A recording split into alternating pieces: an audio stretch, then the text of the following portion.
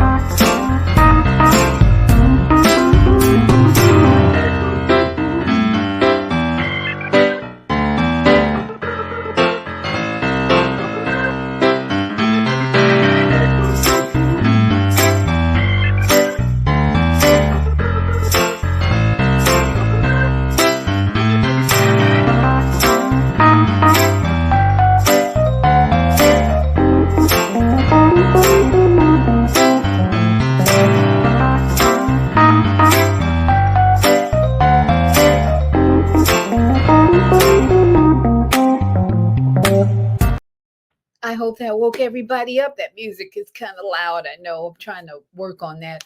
But I'm so excited. I'm here in my living room, bedroom here, bathroom there, kitchen here.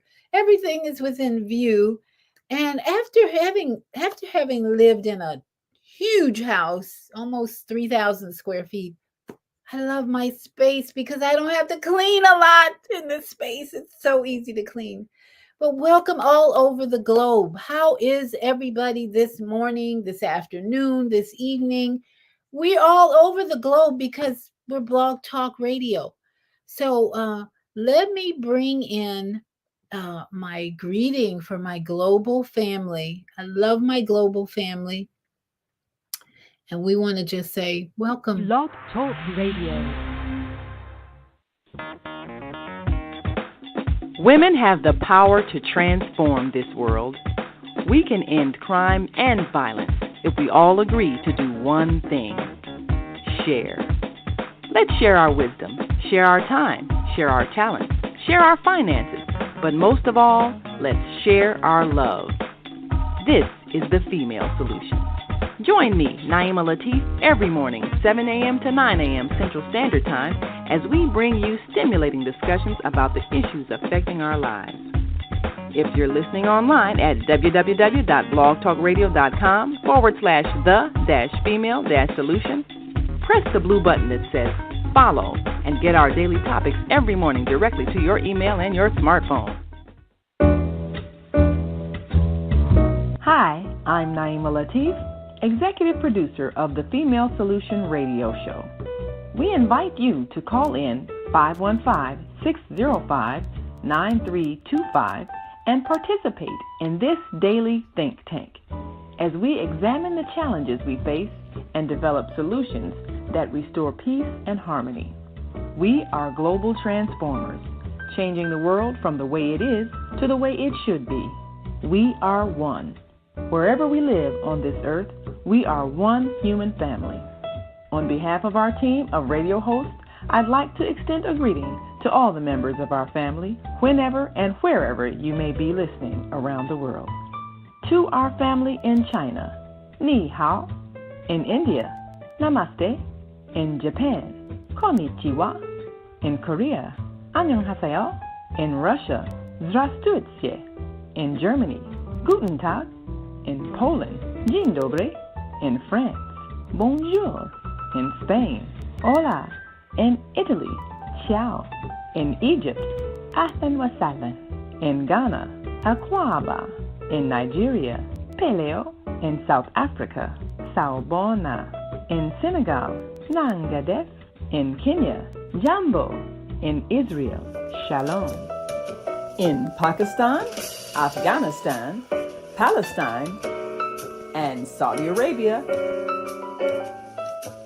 Assalamu alaikum. Greetings, and may peace be upon you all. Join us live on the on-air radio network. Call 727-731-5192. We want to talk to you. And we want you to talk to us, this body of cells. This is one big collective body of cells. I'm waiting, hoping you'll talk to us, this body of cells with an ear to listen. I just got my grandson just knocked on the door and he's on his way to school. He came all the way over across the yard to give me a hug. I'm so blessed. I'm so excited, so grateful. Thank you. Thank you, grandson. And my day is just turning out to be another great day because I'm being unburdened by what has been. I woke up the other morning and I realized what that statement really means. And I'm going to share all that with you today. If you haven't heard it, I'm going to give you a little clip of who has been speaking, being unburdened by what has been for the last 2 years. Yes, we've been getting this message for over 2 years now. And I'm seeing people are making fun of it, comedy, but I woke up like, I get it. I really get it. So let's do some joint rolling and wake up these cells in here. So we unburden the cells. That's the first step, is unburdening the cells with toxins and all the emotions that we may have gone to bed with. We're going to unburden the cells first and foremost from the heaviness that sometimes we go to bed with and even wake up with: worry, fear, anxiety, resentment. Let's unburden the cells this morning. And we're going to roll these joints and get high. Yes, we're going to unburden our life with a high feeling of energy and getting high on life.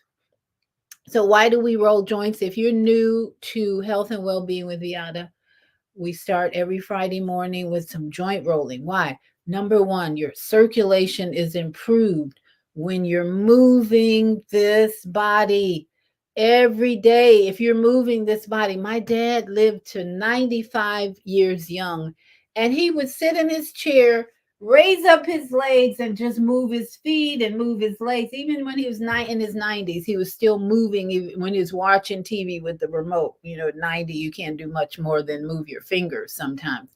So moving the joints is helping improve our circulation, getting the blood flowing to all these cells. Number two, your immune system gets a boost.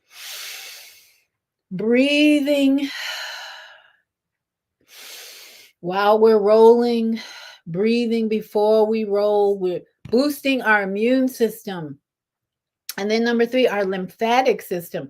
The lymphatic system has glands all over the body. One in particular is right here above the collarbone. I actually saw another video yesterday, I think it was, where a guy was demonstrating how to improve your lymph system by pressing on this area in particular above the collarbone, pressing, massaging, moving this area. Glands under here that need to be touched.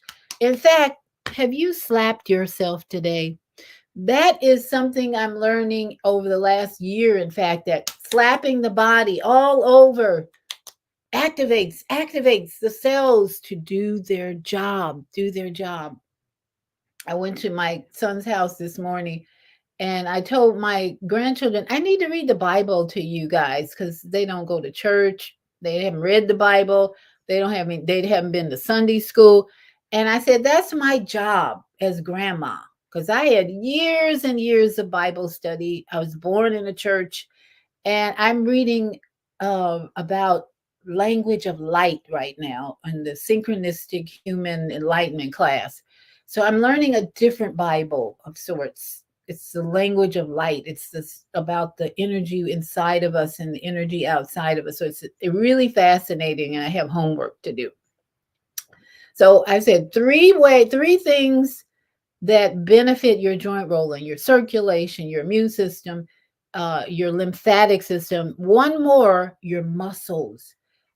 You would not be able to do this and this if you didn't have muscles around these joints. So when you're moving those muscles, guess what? They're getting stronger. You're not going to be having all that pain in your older age, in your senior years, if you're practicing rolling these joints and moving the muscles. They get stronger. Remember, if you don't use your muscles, they get weak. So welcome and congratulations for getting up early and joining me. It's a collective effort for all of us to come together and do this work, protecting ourselves. And then later we're going to get unburdened by all that's been.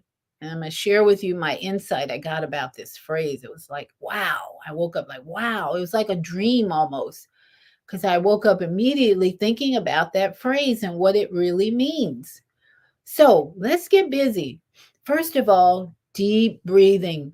So important. I tell you, I think this is the number one life-saving tool that you should practice and use when you're in stress, when you're in trauma, anything, is deep breathing. If you can learn how to breathe deeply. And I'm looking at my screen, looks a little cloudy, so I'm going to clean off my lens here, see if that makes a difference. Maybe a little bit. Okay, that's better. And deep breathing. So let's do some deep breathing together before we start rolling. Inhaling through the nose, exhaling through the nose. Some people prefer the mouth. I'm not going to be very strict about that at all. Whatever feels comfortable to you. With all the yoga classes I've been to over the last 30 some years, most of the instruction was exhaling through the nose. But then some people are teaching to exhale through the mouth. I think you should try both ways and see what works best for you. I don't recommend mouth exhaling because for long, because your mouth will get dried out if you continually do that. The nose is used to the breathing part. Inhale, inhale, inhale, hold it, hold it, hold it, and exhale. Inhale and exhale. I should have some bells or something as I do that. My sister on Monday Morning Mindfulness, she does an amazing environmental breathing exercise where she has the bells and the waterfall and all that. So we can do that too.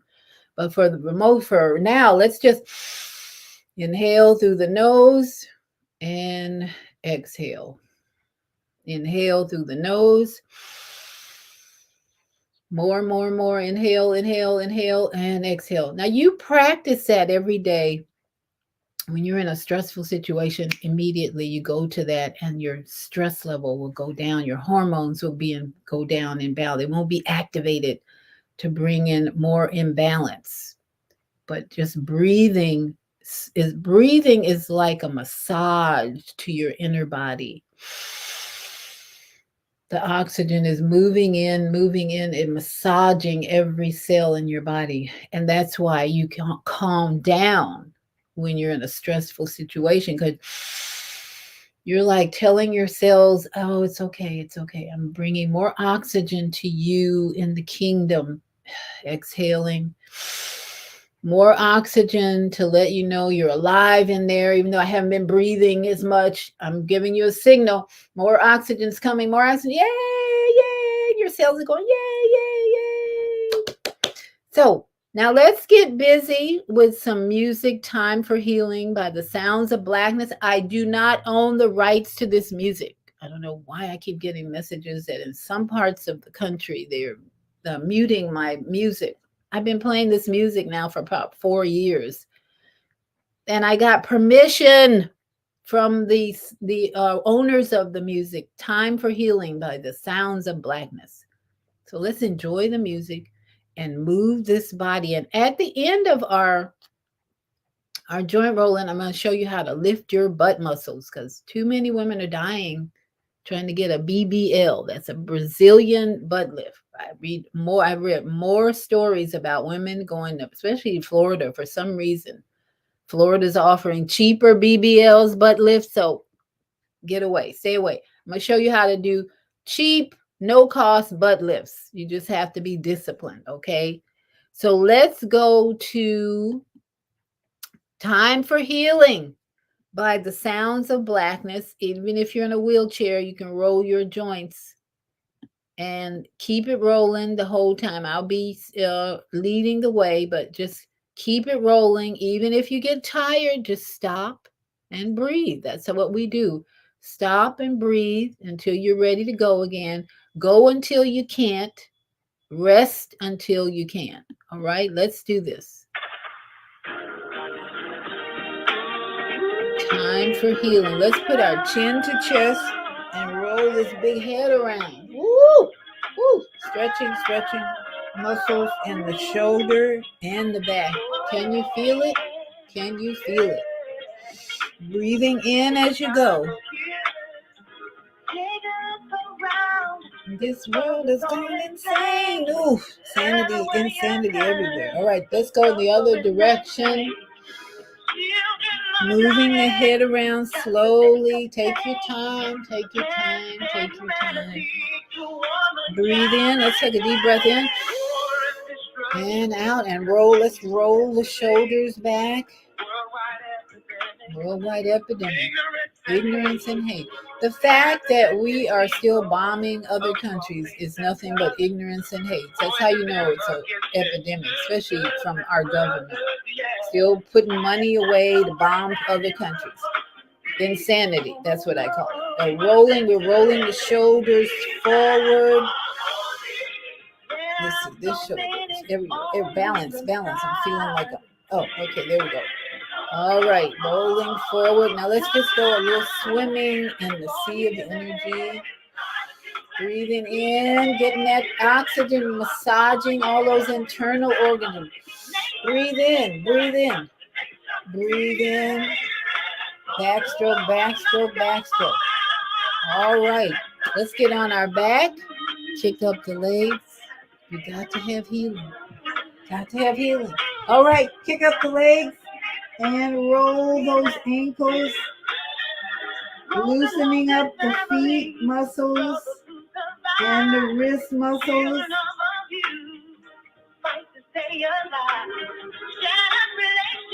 Shattered relationships. That's one of the burdens we're going to unburden today. And let's reverse that. Rolling. We're all hurting.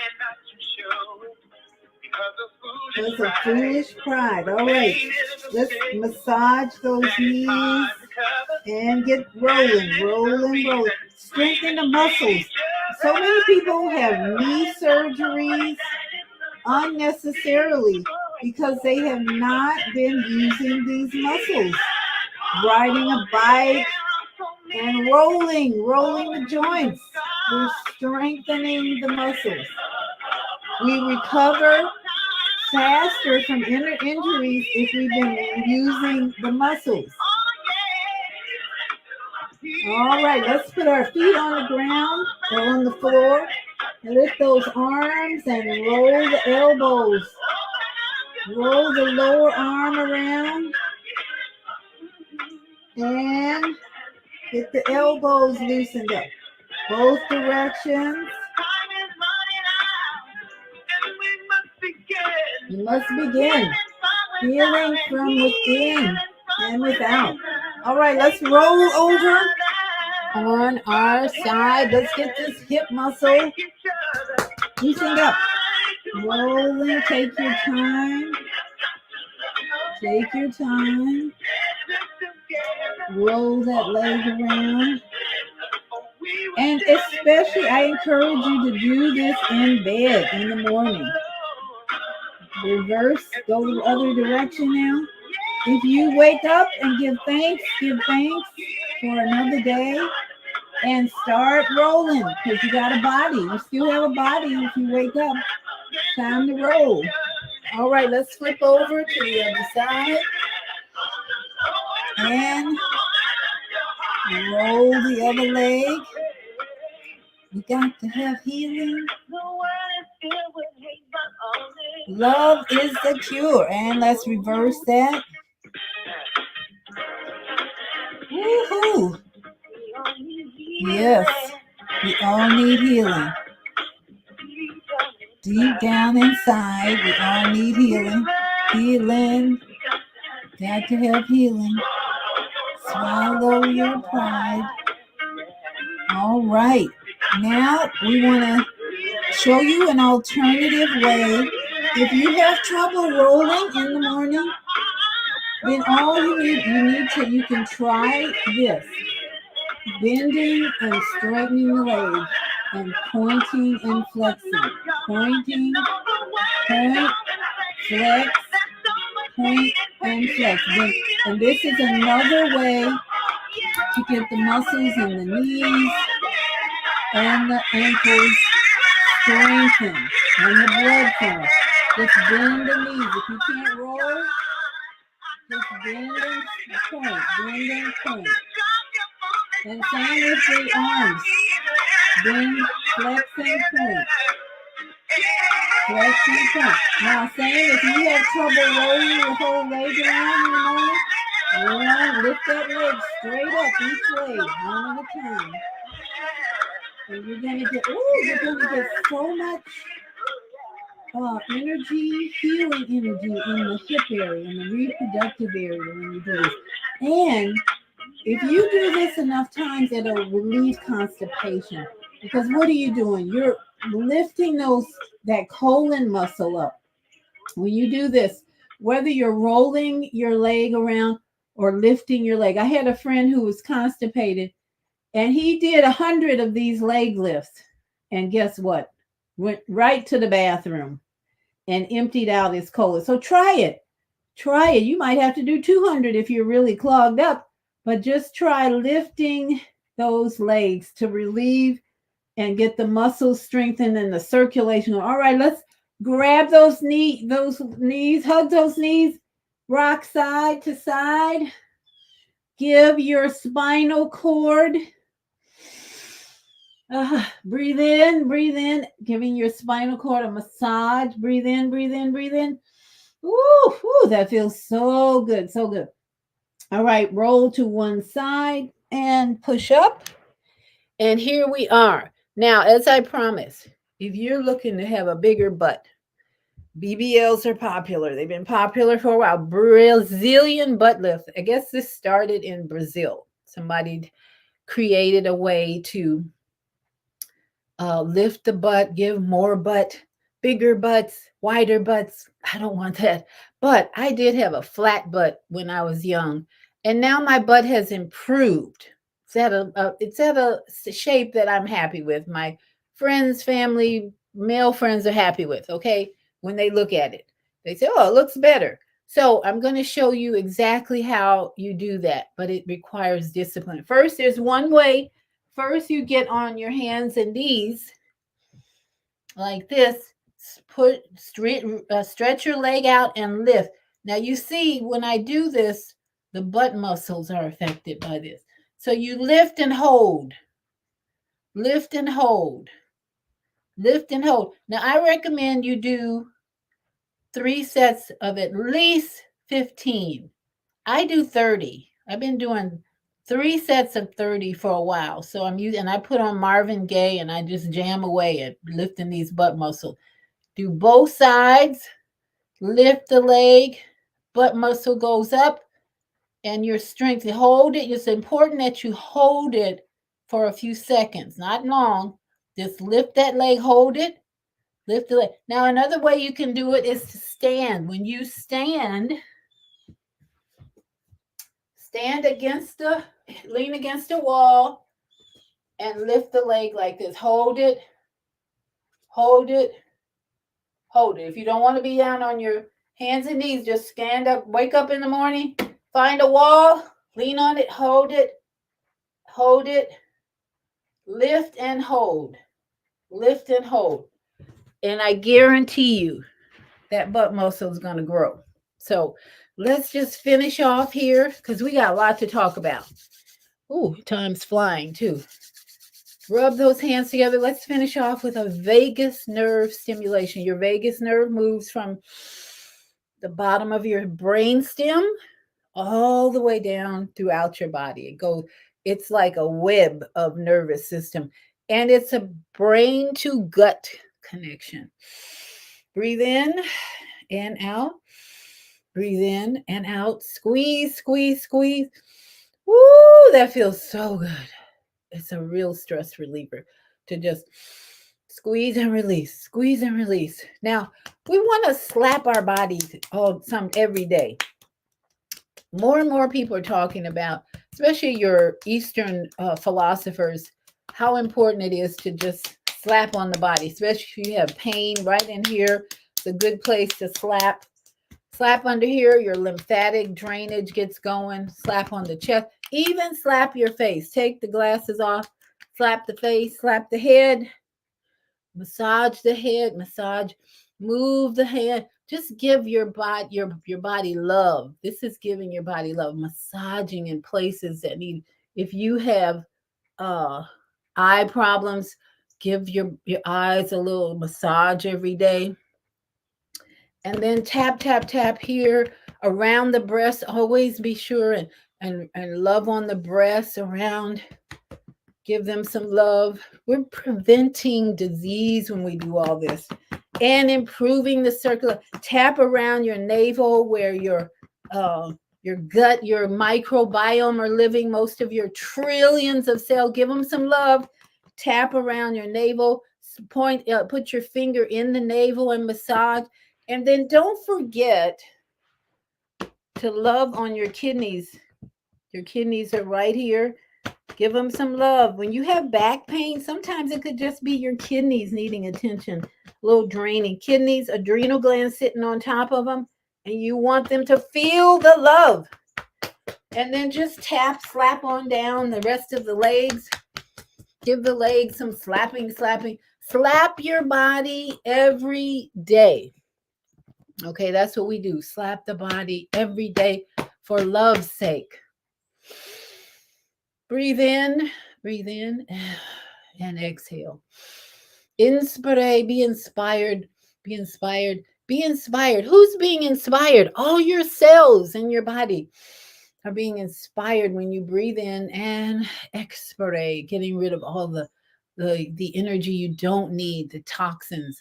Inspire one more time. Inspire those cells inside of you. Inspire, and expire. Let it go. All right. How are you feeling? You feeling lighter? Let me know in the comments. And if you have any comments in Blog Talk Studio, press 1 and I'll watch that studio. Open up your mic. So we're going to be unburdened today. I'm serious. We're going to be unburdened. I'm going to tell you exactly what came to me, what that popular phrase means. In fact, I'm going to play from the mouth of our VP Harris, how she expresses that with so much passion sometimes and so much love that we missed the message. But let's go to a commercial, and I'm going to go to my studio. And we'll see you on the other side. The Female Solution Global Radio TV show invites you to an invigorating, empowering, interactive conversation with our team of hosts Monday through Friday, 7 a.m. to 9 a.m. Central Time. Start your week with Monday Morning Mindfulness with Zelda Speaks. Tuesdays, Gathering of the Griots with Asada. Wednesdays, Repairing Family Relationships with Naima and co-host Kareem Hamid. Thursdays, Veggie Brunch Live with Angela. Fridays, Health and Well-Being with Beata. Saturdays, tune in 12 noon to 2 p.m. Central Time. First Saturday, Global Talks with Zana. Second Saturday, Walk in Your Divine Authority with Mama Joy. Third Saturday, Move Around with Deborah. Fourth Saturday, be a judge on the virtual Teens, Tweens, and Tots Talent Contest. And fifth Saturday, Join us on location as we conversate at the Elevate Cafe, owner Jackie Brooks. Sundays, join us 7 p.m. to 9 p.m. Central Time for Soul Purpose Healing with Beata. Go to thefemalesolution.com to join us on our video or audio live streaming platforms. Listen at www.blogtalkradio.com/the-female-solution. Call in on the Blog Talk Radio Network 515-605-9325 or call in and comment on the On-Air Radio Network 727-731-5192. We want to hear from you.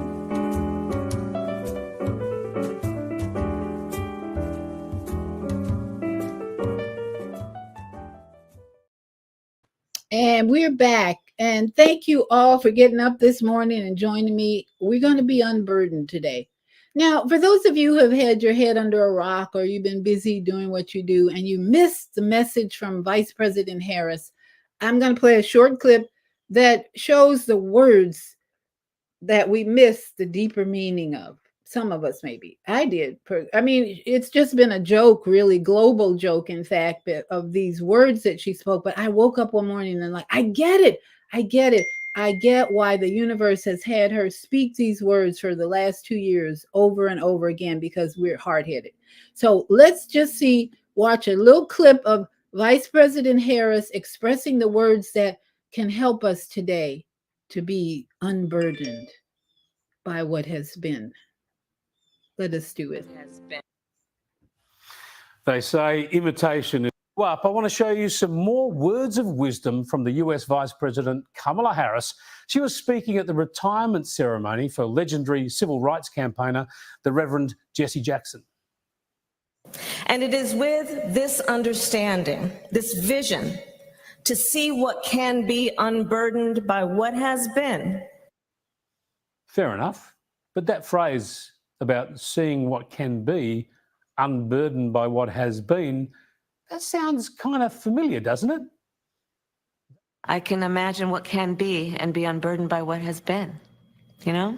What can be unburdened by what has been. What can be unburdened by what has been. What can be unburdened by what has been. What can be unburdened by what has been. What we can see, what we believe can be unburdened by what has been. What can be unburdened by what has been. What can be unburdened by what has been. What can be unburdened by what has been. Who we can be unburdened by who we have been. What can be unburdened by what has been. Where we can be unburdened by where we have been and unburdened by where we are right now. What can be unburdened by what has been. What can be unburdened by what has been. What can be unburdened by what has been.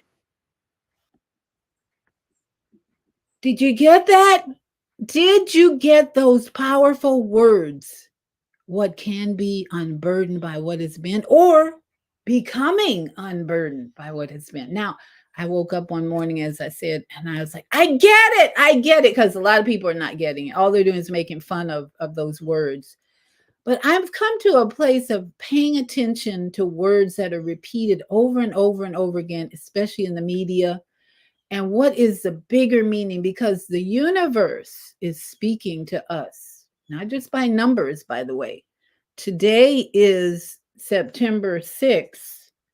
Which, by the way, Mama AZ, if you're listening, let's see what September 6th number is speaking to us. That's a 5, I believe. Correct me if I'm wrong. 8 and 6 is 14. I think it's a 5. So the number 5 is about grace and always about a message from the universe. So let's get back to, I digress. Unburdened by what? So I woke up and I realized some of the relationships that I've had are burdening me. Or the relationships that I've been in for, let's say, past 2 years. And then I've also heard from other people about relationships that they've been in for the past year or so, whatever. They're burdened by them, but they did not use the word burden. So I woke up thinking, wow. someone was saying recently that you need to stop carrying other people's burdens. And I'm like, what does that mean? Stop carrying other people's burdens. Now, I'll give you an example of carrying other people's burdens and how that can affect your health. I had a powerful example when I was doing some tapping on a Zoom call. It was a Zoom call, or it was actually a video call on my phone with a client I had who had multiple problems with her husband. I mean, just mutual problems with her husband, her children. She couldn't sleep. She was having anxiety. So I was doing some tapping with her, EFT tap. I was tapping with her for about almost an hour. It was a long tapping session. We were letting go, unburdening a lot of things about her relationship with her husband, with her mother, with her family, all the emotions of stress, the stressful, the anger, the resentment, the fear. We were unburdening all of that. Woo! And by the time I got done with her, my blood pressure was so high. I called 911. I could not understand. Right away, my blood pressure is usually low. I'm talking 110 over 60 sometimes, or lately it's been normal 120 over 80. But my blood pressure stays below 120 over 80, okay? But that night, and this was at night, my blood pressure was, I could feel something. I felt like I was getting ready to die or something. My blood pressure went so high. And I called a friend and they get in the shower, take a cold shower, and my blood pressure would not come down. And at that time, I wasn't doing breathing. They probably would have brought it down right away. I called 911. They came, the EMTs came. And when they took my blood pressure, they said, this ain't high enough to go to the hospital. They're going to just tell you, go home. There's nothing they can do about this. Because it was only maybe 170 over, I don't know, 90 or 100. So that wasn't high enough for them. But I was like, what's wrong with me? So I realized I had taken on the burden of my client and all her stress, all her emotions. I just tapped right into it. I don't do that anymore. When I'm tapping with a client now, I just show them. I don't tap on my face at all, unless not for them. I tap for me, but not when I'm working with other clients. I don't tap on me as well. In the past, I did that. Like, I was like empathizing with them, and going and carrying their burden. Okay. And my blood pressure shot up. So that was the first time I realized how, as an empath or just a normal human being, we can take on other people's burden and how it affects our health. Now, here's another example of taking on burdens of people in your life. If you have people in your life who are always in pain, say, people who have to take pain medication, they're always kind of down and depressed because they have pain and they're suffering a lot. And you start feeling their pain and their suffering.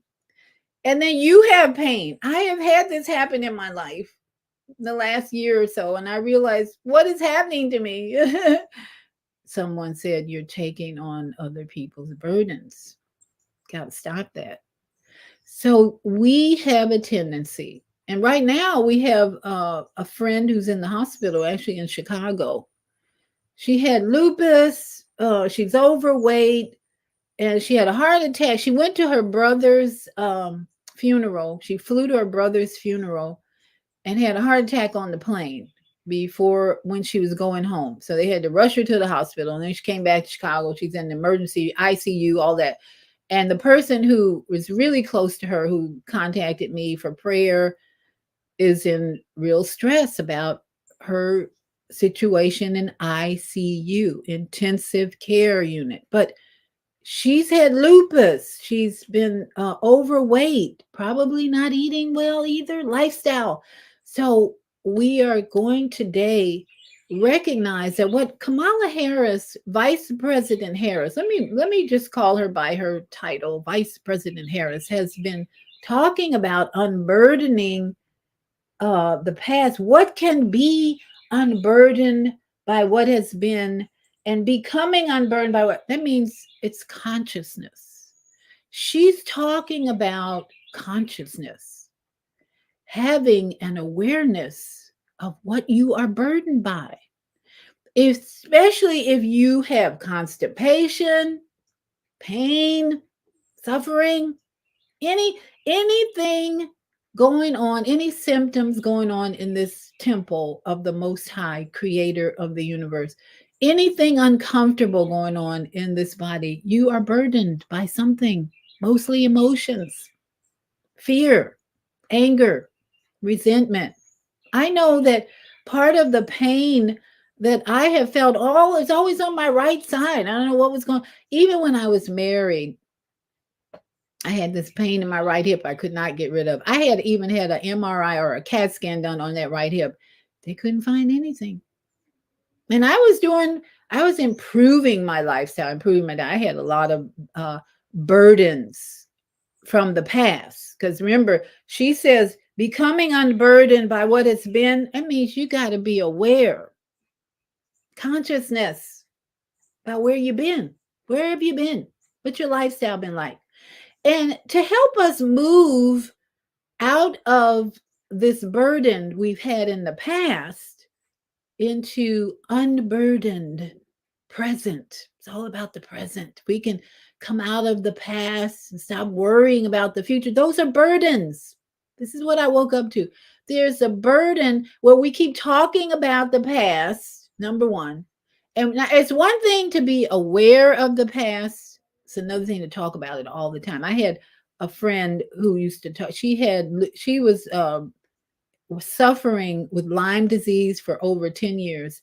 And one thing I started to notice about her, she always talked about her past, always talked about the past. Every time I'd be in her presence, it was always talking about the past, talking about the past, talking about the past. And she was constantly in suffering, pain, couldn't get out of bed for a long time. And then the future, what about the future? You're afraid of, what if I stay in bed for the rest of my life? There you go. So in this present moment, we unburden what has been, and by what has been, we are consciously in the present moment. We don't talk about the past as much anymore. We don't go into fear of the future. And this is where we can really look at the words of people who are in the public eye all the time. Kamala Harris, Donald Trump. Now, RFK Jr. brought out or reminded us about making America healthy again. Some people don't even want to talk about that. That's too politicized. I don't want to talk about that. Well, Robert F. Kennedy Jr. for the last, I would say 30 years, has been making America healthy again. His Children's Defense Fund website has been all about educating people about the jab, educating people about their health. Now that website, Children's Health Defense, I think it's called Children's Health Defense, has expanded, and he has multiple people bringing forth information and videos on that Children's Health Defense platform. And I have been a member of that, getting regular emails for probably 15 years or more. So I have listened to the latest words from Robert F. Kennedy Jr., Make America Healthy Again. How do we do that? How? We unburdened the past. The unity of that is what is so powerful. How these political parties are so divided. We're so divided in this country that we miss the message of being unburdened, of becoming conscious. That when you are flowing in consciousness, you're not burdened by the past, what has been, by what has been. You're in consciousness. You're aware of the consequences of carrying the burdens. I'm so aware now of not tapping with my clients because of what has been. And I do it differently now when I'm helping people unburden their past. I don't touch my face or my body when I'm tapping with others, because the body is listening to every word you say. So if I'm tapping along with somebody else's burden, my body's going, oh, I'm confused, and my blood pressure goes up. So we want to, in the next few minutes, and And this show is only scheduled for an hour, but as I say, every show, I'm willing to go overtime. If you have something to say, we want to hear from you. And I want to help you unburden what has been. So I'm going to bring in Dr. Sunil Dahan. Let me just check my studio. There is one person who has raised their hand, but let me bring in Dr. Sunil Dahan. I always like to bring in my favorite professionals to bring home this message of being unburdened by what has been. Love you, Kamala. VP Harris. Great message from the universe. This message is from the universe. So Dr. Sunil Dahan is bold and courageous about his messages to us about the medical system. So I have about, let's see, I have at least 3 videos I want to share with you from Dr. Sunil, and then I'll take your calls. You can comment on the videos and what have you. So somebody posted on Facebook. It was a registered nurse. I thought this was so interesting, and I did make a comment that I'm going to teach now what my comment is. But she said, registered nurse said, "Dear Black man, please find a primary care doctor. Please have your blood pressure checked. Please make sure you listen to your primary doctor," basically was her message. A registered nurse was talking about this. And I went like, what did she just say? Now, this is typical and is to be expected from somebody who's in that system. But Dr. Sunil Dahan, who is a doctor, he has a whole different message, and I'm going to let you hear from him.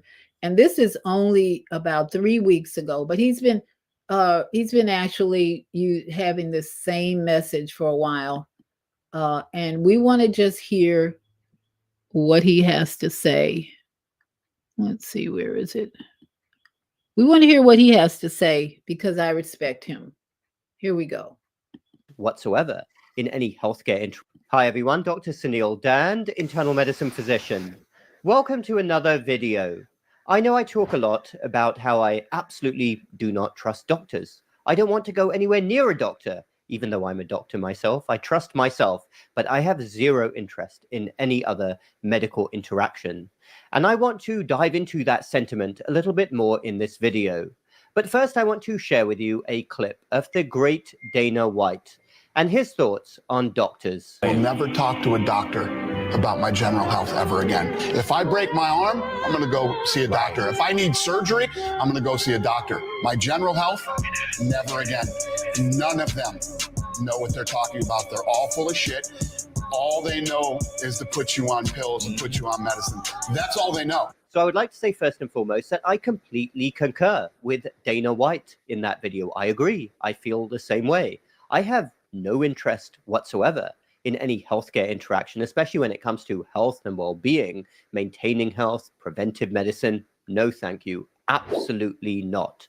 Of course, nobody is arguing that if there was an emergency, you would need to see a doctor. I work in that field myself in acute care hospital medicine. Obviously, if there's a very serious condition, if you're dealing with infection, sepsis, whether it's a traumatic injury, broken bone, as Dana White said, nobody's arguing that you would want to go and see a doctor. It is with everything else that the problems arise.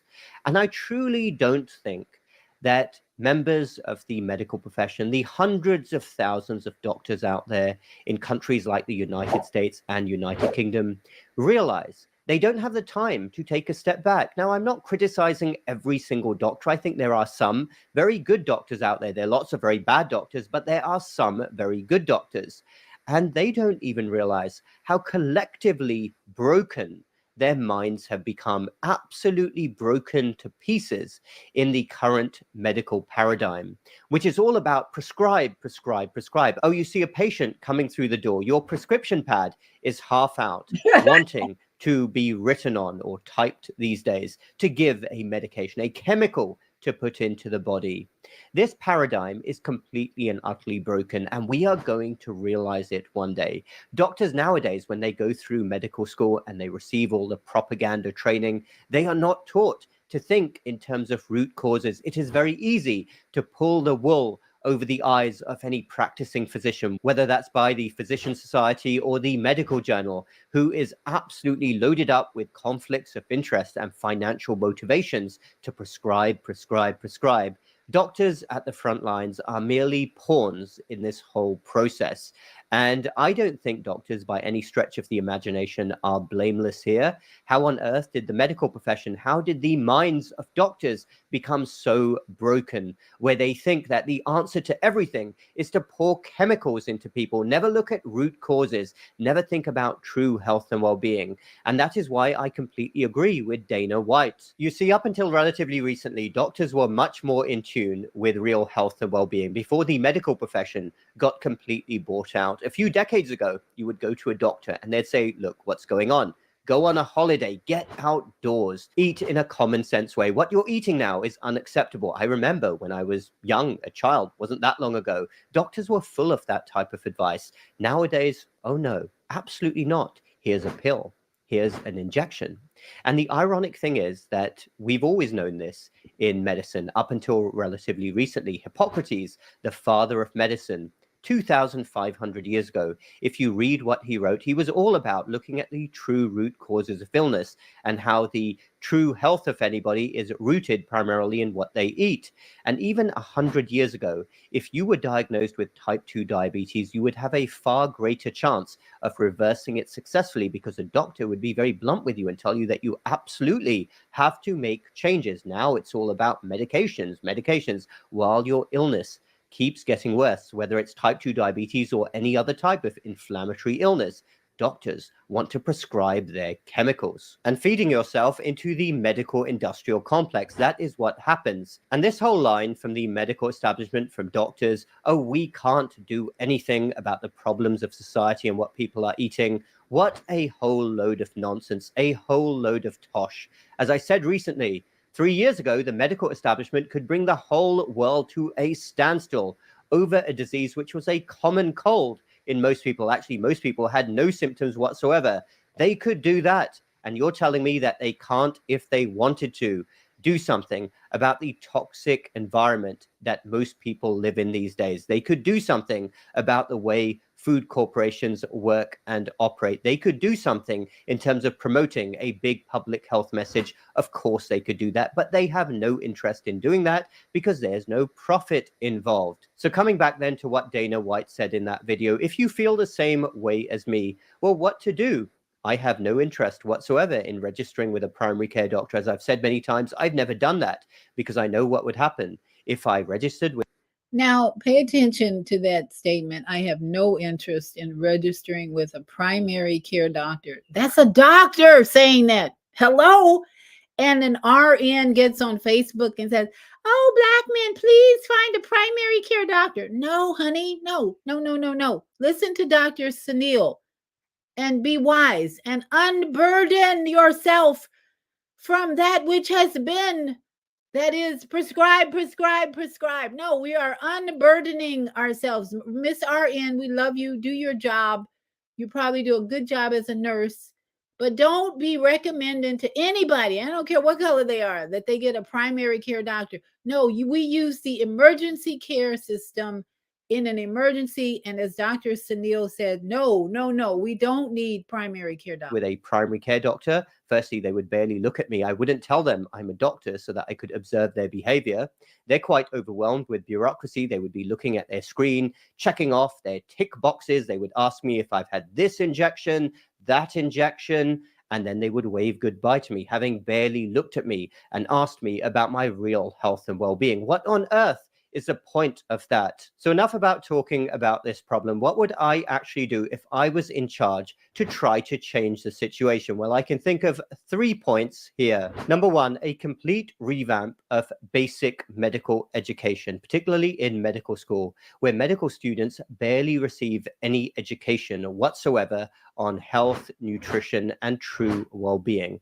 Understanding the true determinants of baseline health, namely the fact that what you put into your body is paramount. Medical students need to understand this, and they really need to understand the difference between real food and fake food. They need to understand basic concepts in terms of what people should be eating and what they shouldn't be eating, to the point where when they meet someone, that should be one of the first things they ask, so that the patient gets it into their head that their doctor expects them to be eating real food, to be avoiding all of the bad food. I mean, I could talk for a long time. I could do a 3-hour lecture on my thoughts on the complete farce at the front lines of medicine these days. What cardiologists tell their patients in the hospital, what oncologists tell their patients in the hospital, gastroenterologists. There's no emphasis at all, or very little emphasis, on what people are eating. I mean, think about this. Most oncologists out there will meet a newly diagnosed cancer patient with a decent chance of survival, and they won't even touch upon what they should be eating. I mean, this is basic stuff. What you are putting into your body, if you want to optimize your metabolism, if you really want to beat a tragic illness, then this has to be talked about, and it is basic common sense. I've heard a lot of stories from people who tell me that their oncologists tell them that they can eat whatever they want. I'm not talking about tragic end-stage disease where obviously if someone has a limited lifespan, they can eat whatever they want, enjoy whatever they want. I'm talking about a newly diagnosed cancer patient with a decent chance of survival, not even receiving a discussion for even 30 seconds on the ideal foods to put into their bodies, real foods, maximize proteins, antioxidants, cut back on those terrible processed foods, sugars, corn syrups, limit refined carbohydrates. All of these things are very basic discussions and they don't go on. Number 2, I would be a lot more strict with conflicts of interest, which are absolutely everywhere in healthcare and medicine, whether we're talking about medical journals, whether we're talking about healthcare, medical institutions, organizations. And I would want every physician to have openly declared what their conflicts are. Who has given them any money? Have they received any money from pharmaceutical companies, other big business interests? And this should be displayed on the doctor's website. And also, if we're talking about a hospital or a clinic, there should be a pamphlet with all of these conflicts listed clearly. I'm not talking about some obscure website. They should be there so that every single patient can see who is funding my doctor, and is there any other reason for what is being recommended to me. I would extend this as well to the healthcare institution, particularly any university. Let people know, let all your patients know where the money is coming from, and let this be openly declared. And number 3, sticking with that subject of conflicts of interest, I would really clamp down on the physician societies. I would say that any physician society is not allowed to accept anything more than $50 a year. Yes, $50 every single year. Whether we're talking about a general medical society, a surgical. So that is that's Dr. Sunil Dahan's view. Pretty comprehensive, I would say, about unburdening what has been. We have so many burdens in that system that I would never, ever recommend to anyone that they get a primary care physician. No, we recommend here, Dr. Sunil and I, that you change your lifestyle. That's when you don't need a primary care physician. You take a yoga class, for instance. And just as he said, conflicts of interest. We're almost at the close of the show, but I'm going to keep going until I hear from you or get this message. And my sister Zelda, let's to read a comment. She says, so my ears are burdened by what I hear. Absolutely. This is why consciousness is in this message, becoming unburdened by what has been. We become aware, consciousness kicks in, that even what we're hearing can be burdening to ourselves, the community within us. And just to keep on the subject of conflicts of interest, and then I'm going to go to, I think we had someone in the Blog Talk studio with their hand up. Conflicts of interest. If you're evolving in this earth, becoming more spiritual, more learning new things every day, then you're on a journey to grow, right? You're growing. You want to grow in this journey. That's called evolution. And a conflict of interest occurs when people in your life don't want to grow. They don't want to change. They don't want to try new things. That's a conflict of interest. So Dr. Sunil talks about it in terms of the primary care, the medical system.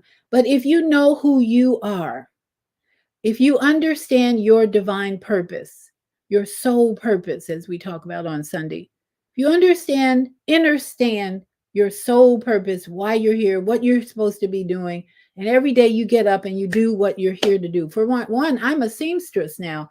I'm working on a new pattern for my linens. I'm putting trim around the arm openings and putting kente cloth on. I'm going to do reversible linens. Why? Because I read in Proverbs 31. Remember, I grew up in the church. I was born into the church. And I read Proverbs 31 on the 31st of August. And it talks about the woman who is sewing linen garments and who is selling them. She is a woman of honor. She's a woman of righteousness. She's a woman of truth. And it talks about her putting on strength. Oh, when I saw that, it's like I had read it for the first time, even though I read that many times over the years. It talks about this woman puts on strength. How do we put on strength? Number one, we get rid of conflicts of interest. You're not going to be really strong if you have people around you who are showing a conflict of your interest as a divine, purpose-filled being. These people are going to drain you. That's what they call vampires. When you have people around you who are not on the same path, it's not like you're better than anyone, but you're in a different, it's like driving on the freeway. When you're on the fast lane, your speed, you're passing everybody over there in the right lanes. They're too slow. But you don't think you're not better than them because you're driving in the fast lane. You're just on a different path. And I've heard over and over in my mind, stay in your lane, stay in your lane. And what I try and do is slow down in my fast lane and say, oh, look at that person over there. They're in pain. Let me help them. Let me do something for them. And I'm hearing, stay in your lane. Keep going. Keep going. Well, we can be we can be compassionate, and we can be loving and kind, and we don't have to drive 40 miles an hour in a 70-mile zone. You understand what I'm saying? So conflict of interest, becoming unburdened. What have you been burdened by in the past? Resentment, hate, guilt, fear. Our sister who passed recently of breast cancer complications, she was burdened by a past unhealthy relationship with her mother in part. Yeah. After speaking with her for over an hour, twice, 3 times, I realized her burden, why she really could not get over her dis-ease, was this unhealthy relationship with her mother, who was still alive and who she was still kind of grieving over. So the burden for her was grief and sadness and maybe a little resentment, anger, plus the relationship she had been in with men, one man in particular who was married, didn't want to marry her after the wife died. So there was a lot of sadness, grief burdening her. She could not overcome the disease. And what did she do? She ran to the medical system every time she had a problem in her body. I have to go see my doctor. I have to go see my primary care doctor. And the last time she went, they put her in the hospital and she died. Because what happened when you go in a hospital and you stay in there, and if you go to hospital for an emergency, get the cast on the arm, get whatever you need, and get out quick. Get quick, because they're not going to be a benefit. You go in there thinking they're going to help you. Morphine will take you out. They have a number of drugs that will take you out of here because hospitals are in it to make money. So I digress a little, but conflicts of interest are one of the burdens many of us are carrying that we have to dissolve, resolve, get rid of, because it's a burden. We want to be unburdened. We want to become consciously aware of all the things that have been that are now causing the burden on us. And that's my awakening to Kamala, Vice President Harris. brought us a message of consciousness. And then Robert F. Kennedy Jr. has become unified with her to say, make America healthy. What does that mean? Make me healthy. I'm the president. I'm running for president here. Remember, I'm not voting for any of these clowns because they all are in bed with Israel Zionists, in my opinion. That's my side opinion here. All these politicians that are running for the office of president are saying genocide is okay and we should send more bombs to Israel. Not casting a vote for anybody with that mentality. That's why it's me running for president, and I'll vote for you as president too when you take charge of your health. So let me go to the comments here. We do have some comments here. Our executive producer Naima Latif is here. She says, so what are your thoughts about the never-ending discussions black people, here we go, have about slavery? Is it helpful or harmful to keep talking about it and still be angry about it? Now, I know Naima knows the answer to that, but she's putting that question out because that's a burden. Thank you, Naima. We need to be unburdened, first of all, about who we are. I'm not a black person. Sorry. I got all this kinky hair from my dad right here. He's the one who had the kinky hair. But I have come to love my cosmic curls. These are antennas. See how they stretch out? These are antennas to the universe, cosmic order. And I'm getting downloads every day, more and more, about what I should be doing. These are antennas. So I am not. In fact, there was there's a white guy who has a black child on TikTok, YouTube. He's the most loving father. His little girl has cosmic curls, and he was combing her hair. He put her on a bike. She put, oh, it's so cute. It was so cute. And somebody in the comments, some ignorant person said, oh, too bad she has bad hair. Now that's the unburdening we need from past what has been. Because in the past, black people were saying, oh, she has good hair. Oh, she has bad hair. Stop it.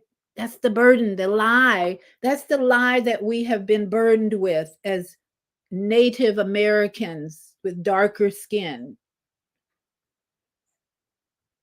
We've been burdened with the lie that if you have kinky hair, it's bad. If you have straight hair, it's good. So you got I would say thousands of women getting wigs with straight hair, we pressed our hair to get rid of these curls because this is bad hair, bad hair, burden. What has been, we are not talking ignorance anymore about bad hair. These are cosmic curls. There are many straight haired people wish they had these cosmic curls. So I'm wearing mine proudly. And sometimes I put a colorful linen cloth or other cloth over it to show my color rainbow.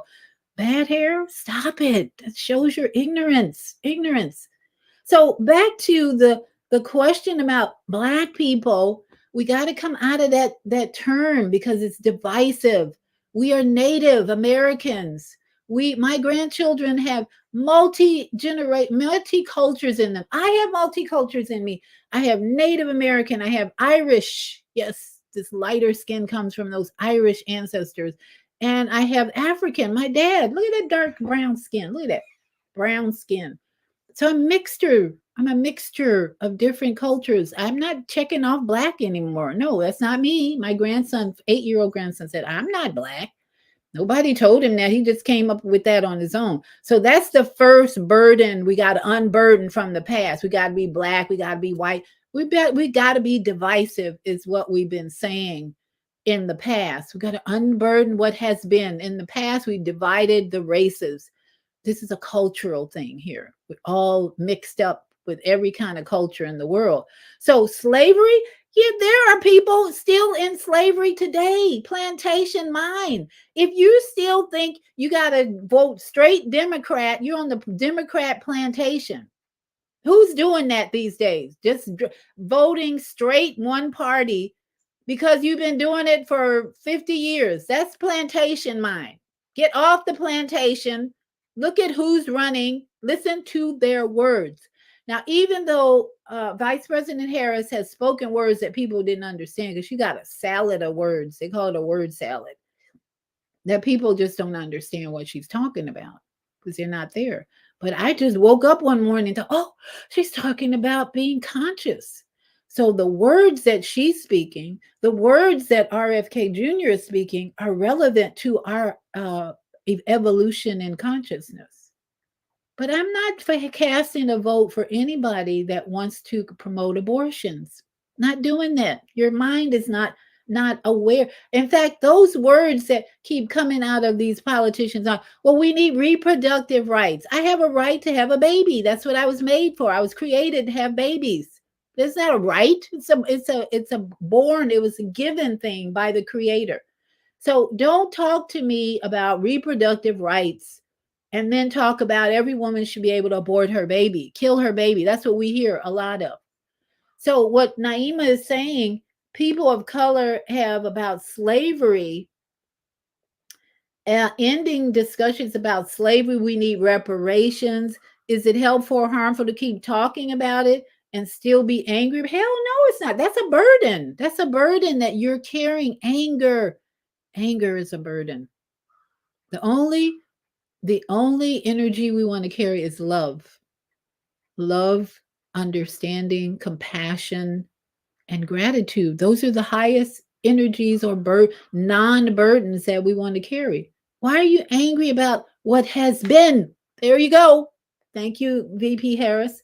So VP Harris and RFK Jr., even though I'm not voting for either one of them, Trump, none of them, they are helping us wake up with their words. Just listen to the words and vote for you as president. Now, I'm not going to forget somebody in the studio before we go. We got making good time. We're only 10 minutes over, but we've got 773-221. Your mic is open. Thank you for waiting, your patience, and thank you for joining us. Your mic is open. Are you there? Hello? 773-221. Check your mute button. Let me see. Who is that? Let me go back. 773-221 going once. That's Admiral Nelson Bay. Are you there, Admiral Nelson Bay? I'm going to have to close your mic pretty soon. Okay, maybe we'll come back if we... Okay, so I just heard a noise outside. I wanted to tell you what happened the other morning here in my village. There was a dead animal on the trampoline right outside my house. Okay. It was a dead animal, looked like a dead mouse. I couldn't tell because it had been skinned. There was nothing but flesh. All his hair and skin was gone. It was sitting on my trampoline one morning. So I go to my son's house and my grandson, I tell him, there's a dead animal on the trampoline. What am I going to do? And my son, well, you could probably get a shovel and just scoop him off. So next thing we know, there's hawks gathering. These blackbirds are gathering around the carcass. Okay, this was a great education for my grandchildren. As we're looking out the window, they're getting ready for school. I'm going by to give them some hot chocolate, and this carcass is out there, and we're watching these blackbirds gather, and one goes and starts picking out the flesh of this dead animal, and then the other two join in, blah blah blah. Next thing we know, this huge hawk comes in. It was like watching a movie. The blackbirds scattered, and this huge hawk came and landed on that animal, that carcass, what was left of him. And we watched, and the hawk looked around like, I'm here now. Big bird is here. You guys can move now. And he picked up the whole carcass and flew away. No more carcass on the trampoline. Now, why am I telling this story? I'm not even sure, but I heard something outside that reminded me like some birds are out there doing something. But I'm saying dead flesh will be taken away by hawks, okay? I think that's the message I'm getting, is that message. And my grandson was so, we were so excited because my son was saying, well, get a shovel and pick up the dead. I didn't have to do anything. I just had to wait on nature to do what they do perfectly. A hawk carries the dead carcass up to a tree, or so has lunch with this dead carcass. He's going to skin that thing till it's to the bones. Purpose. Animals, birds. The birds. I have a garden out here with nothing but weeds growing. and I've separated it with I took the trees, the branches that fell off the trees, and put a little barrier in front of this area in the corner. And all these beautiful weeds are coming up, flowers, whatever, and bees are just gathering in bunches over there. Purpose. Because I know that the bees have a pollinating purpose. And on the other side, I've got a papaya tree coming up because I've been throwing papaya seeds over here in the soil, composting, putting kitchen scraps in there, composting. And guess what? I got almost, I think it's 2 papaya trees, and there's a vine starting that might be watermelon. I'm so excited because I've been throwing whatever seeds I get out of watermelon, I'm throwing over there. So, what are we angry about? We're angry about burdens that we're carrying. It's not your burden to carry slavery that was in the past. In fact, what Africans did to their citizens in Africa was horrible. They did the same things in Africa to their own people that the slave owners did to slaves here in this country. So you think there's some karma going on there? Even what's going on, I'm looking at in the Middle East with the Palestinians, Gaza, Israel, Zionists, there's a lot of karmic energy in there. Somebody has to reap what they sowed. And then one day this is going to clear up as we raise our consciousness, as we become more aware of what has been and that we need to unburden, let go conflicts of interest. What is the conflict of interest in your life that is burdening you with health problems, no energy, sadness, weakness? The stuff has hit the fan. If you haven't noticed, there's a lot going on in this planet that says stuff is hitting the fan. We are all reaping what we sow.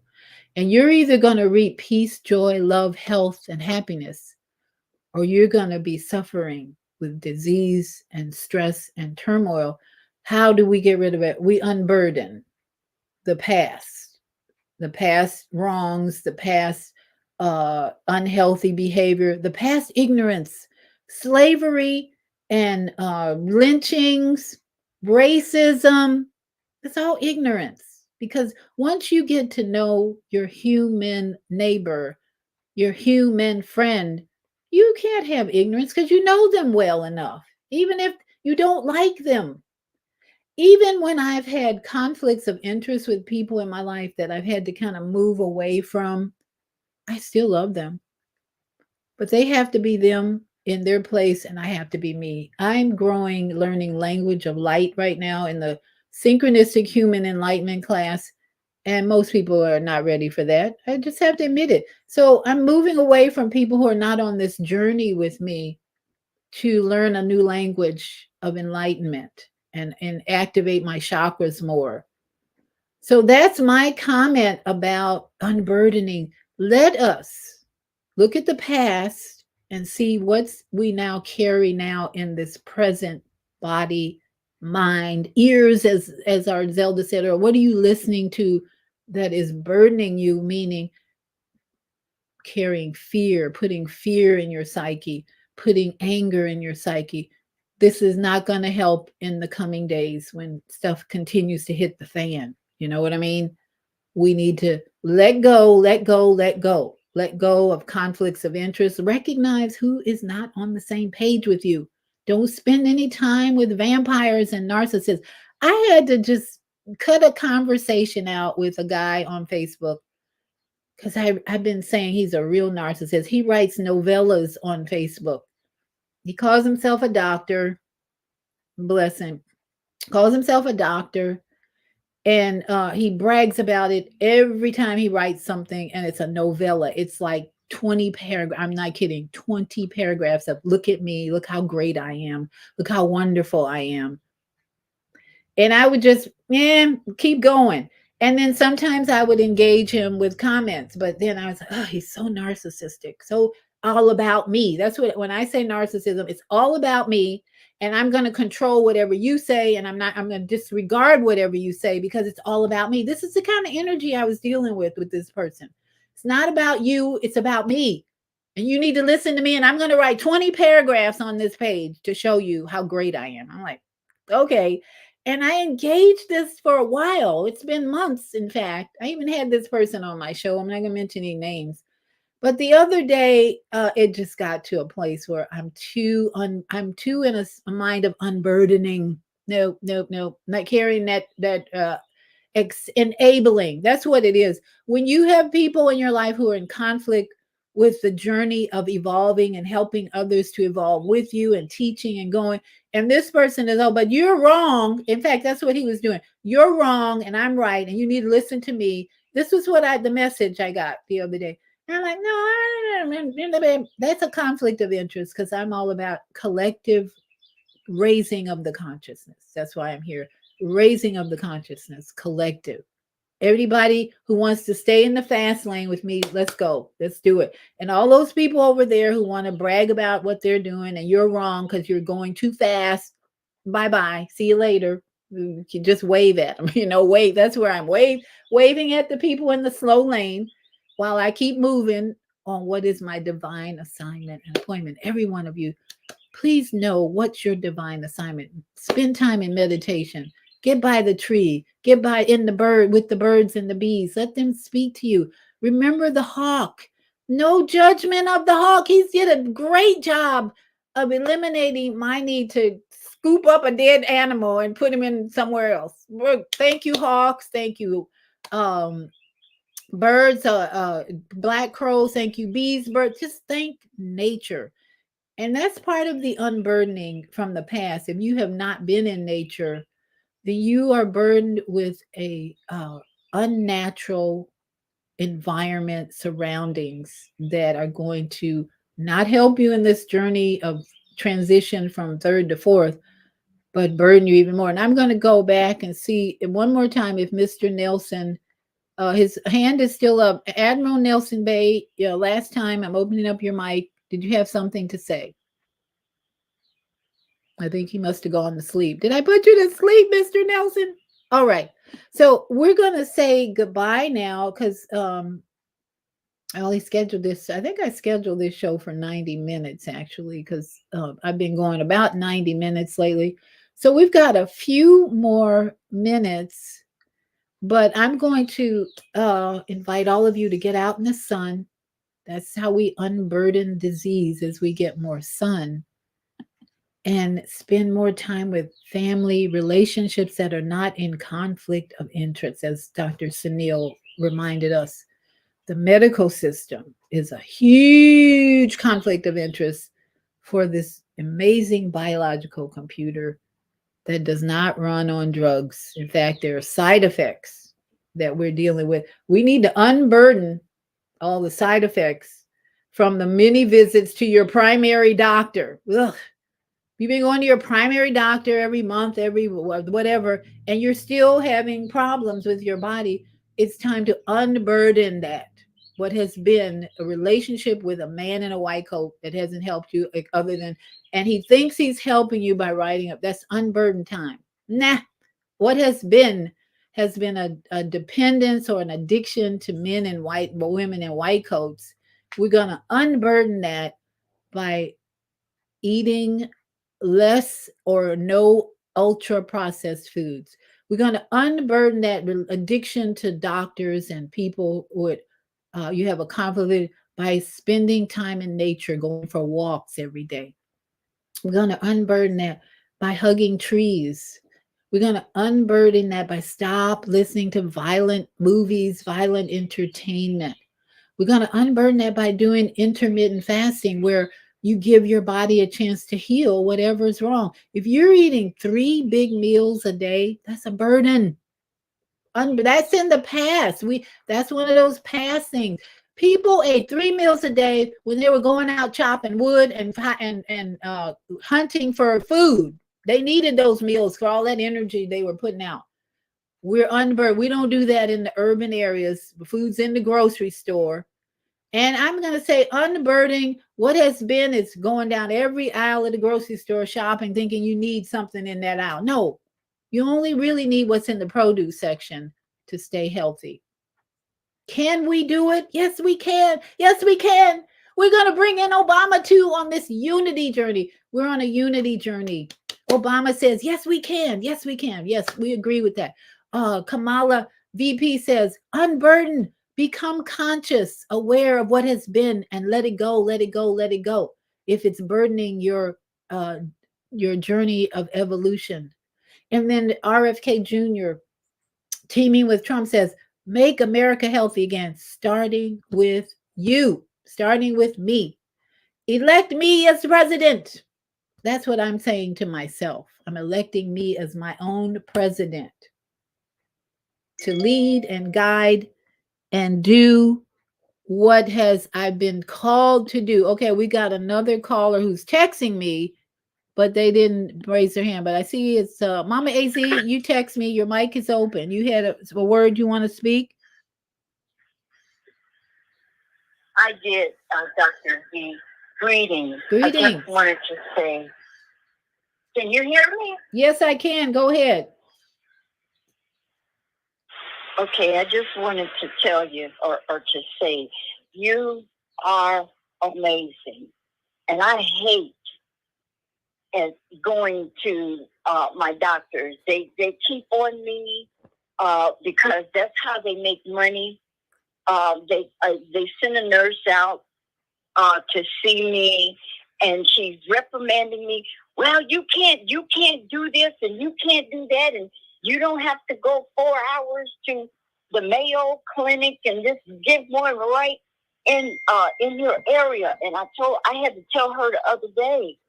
I said, look, you people are pill pushers. You're automatic licensed pill pushers.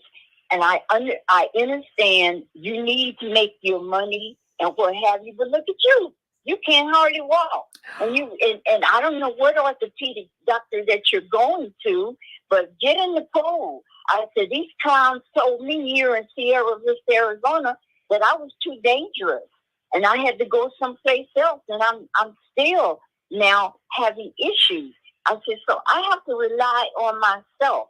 So why should I waste the doctor's time and my time? If I need to go 5 hours in Arizona, I'll just take me a break and sleep and nap on that long road trip to get to where I need to go. I said, because I'm tired of being fucking butchered up.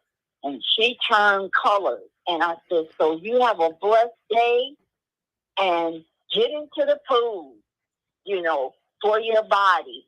So, Dr. V, I hear you. I had an appointment yesterday, and I called him. Look, I just can't be bothered with filling out forms and stuff.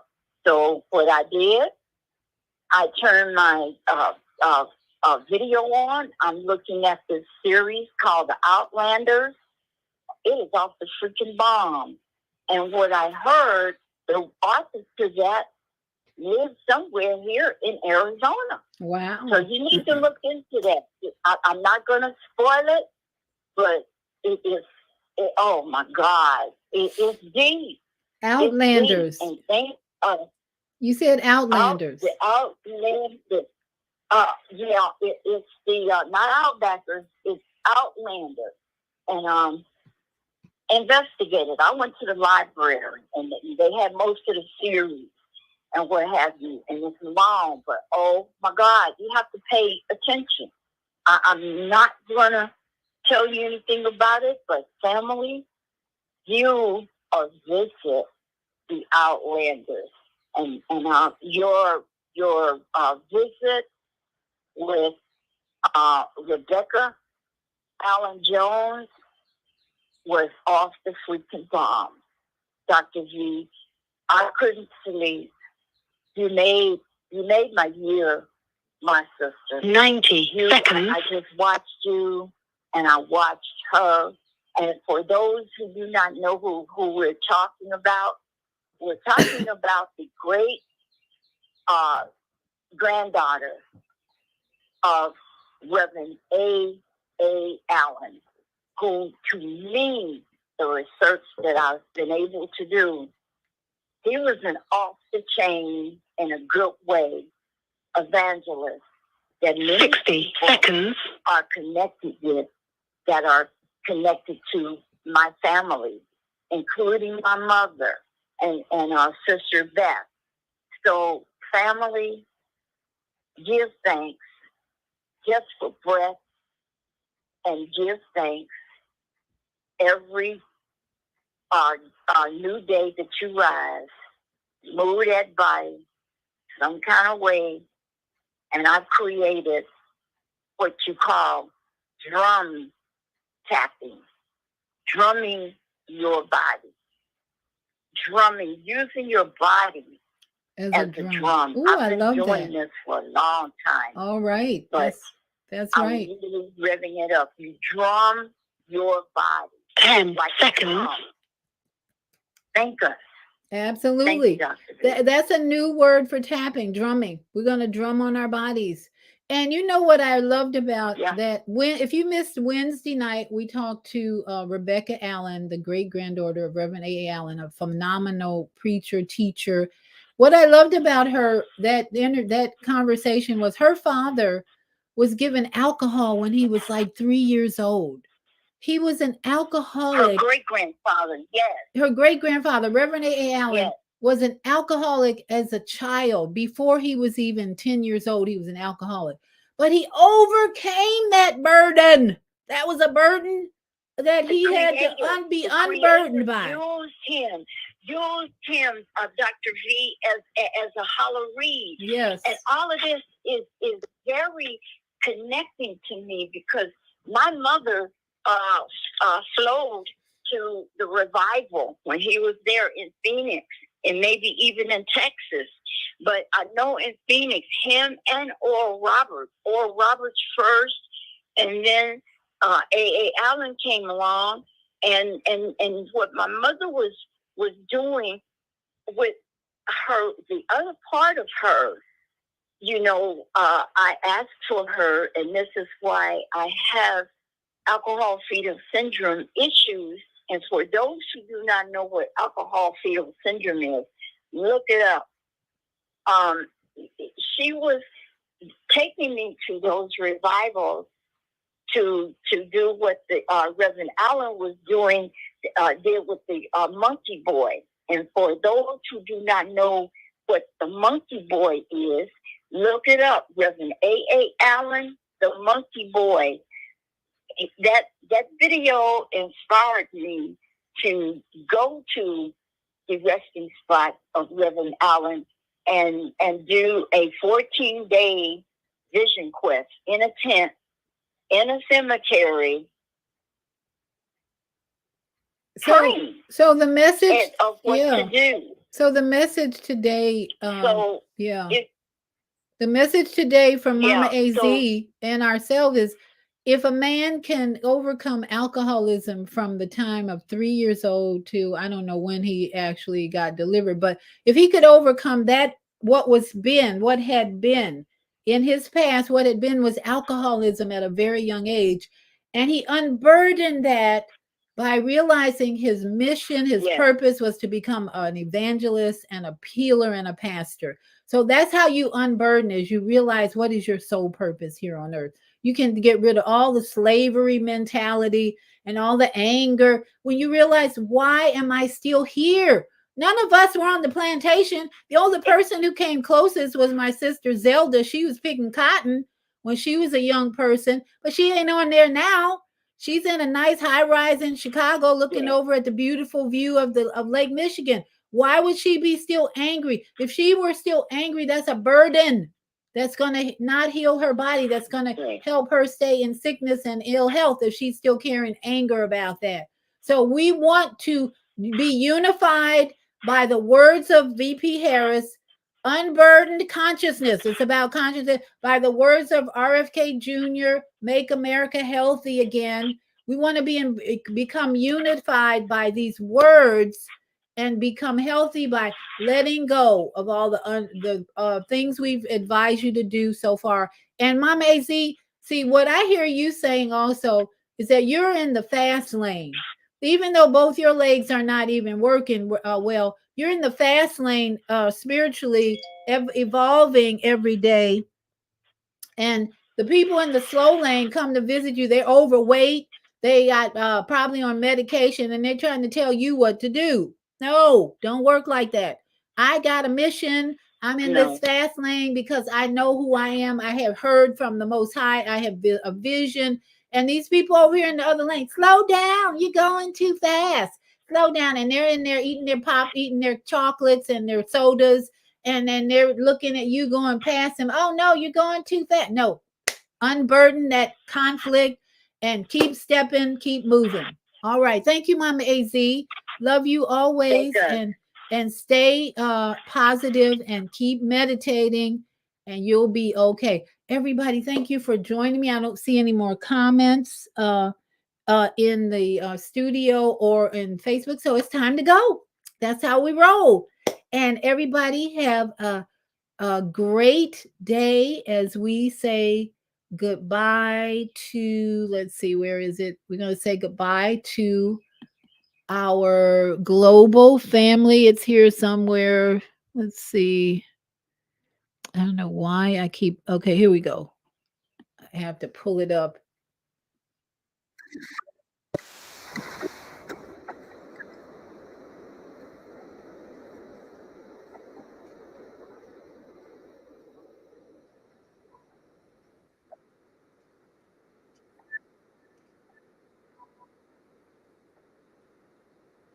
Around the world, we say thank you.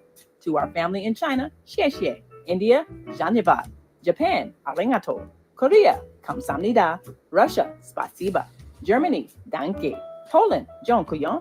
France, merci. Spain, gracias. Italy, grazie. Egypt, shukran. Ghana, madasi. Nigeria, eshe. South Africa, ngiyabonga. Senegal, jaref. Kenya, asante. Israel, toda. Pakistan, shukriya. Afghanistan, tashakur. Saudi Arabia and Palestine, shukran. Assalamu alaikum wa rahmatullahi wa barakatuh. Thank you, and may peace be upon you and the mercy of God and God's blessings.